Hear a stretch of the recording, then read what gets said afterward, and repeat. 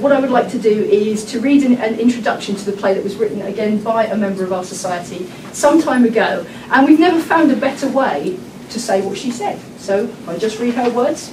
That'll tell you everything you need to know. Starry Starry Night is an adaptation of incidents experienced by members of the partnership programme, who either have schizophrenia or have a loved one who has the disorder. Members met many times over the summer of 1998 to compile these incidents and write this play. Therapy through artistic expression is not new. Composers, writers, artists in all mediums, amateur and professional, have been motivated to express emotions and to work through pain by creating art. Members of the Schizophrenia Society of Alberta Calgary Chapter Partnership Programme present to you this afternoon music and drama performed by people who have schizophrenia. Dramas make up the lives of all people. Often these dramas are personal and traumatic, so they are kept secret. Dramas of this sort particularly make up the lives of people who have schizophrenia. Expressing these dramas, giving them faces and words, is our work for this afternoon. The play that follows, Starry Starry Night, is named after the painting that bears the same name by Vincent van Gogh, and from the 70s hit song by Don McLean. Vincent van Gogh is thought to have suffered from schizophrenia, and he undoubtedly expressed his pain and his hope in his paintings. You see that very clearly whenever you see any of his work. The actors on this stage and the writers of this play express through the play what many people with schizophrenia and their families have felt.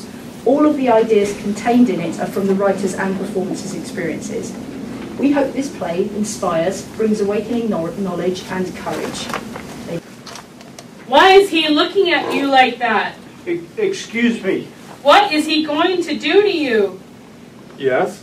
Could you please tell me the time? It's 10 after 7. Thank you. You idiot! He knows what you're thinking. He knows! You have to get home. Get home now. David, I haven't seen you in ages. How are you? Who is this? How does she know you? Hi. Where have you been? She knows. She knows. Oh, around. I've been busy. I missed you at my housewarming, but that was a while ago. I'll probably have another get-together soon. What is she talking about? She isn't your friend. You have to get home. Are you all right? Fine. If she doesn't leave you alone right now, you should call the police. No, they won't help you. The police are angry. They know what is happening. They can hear every word. Well, give me your number again and we'll arrange something. Not your real phone number. Then they will be able to bug the phone. Well, I'll need my violin, obviously. Is there somewhere where you can practice? After I told the nurse about my concert, she said she'd find a free room for me to use. Concert? What concert? The one at Carnegie Hall. It's in less than a month, and I should really be practicing 8 hours a day. Well, don't overdo it. I brought you some books, just a couple of those spy thrillers you like. I don't like spy books anymore. Of course you do. You always read them. No, I brought some of that herbal tea you like, the calming one. thanks. Poison! Should we play cards or something? I have to practice the violin. I'll see you guys later.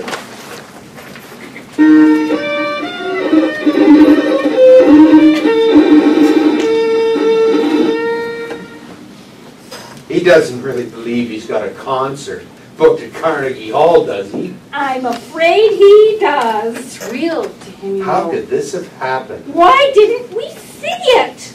No one It's did. my fault. I'm his mother. Oh, don't say I've that. been busy lately. I haven't spent enough time just talking to him about his worries and stuff.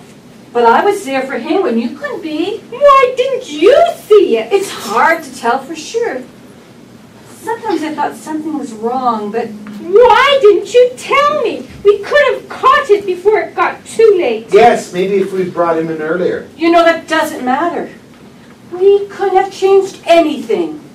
I wouldn't have shouted at him about his job. The doctor says that it did not matter. Nothing would change the fact that he is ill. We don't know for sure that he is ill. The doctor seemed quite sure. Have some faith. We don't need your negative attitude. Maybe you should go. I don't want to go. I want to be here for him. I love him. Look! Better to break his heart now while he's all doped up. You won't stick around. You're upset. Maybe we should all just get some sleep. You think sleep will help? Why don't you go? You're not needed here. But I want to be here. I'm not going to leave him. Did you hear me? I told you to go home. Go.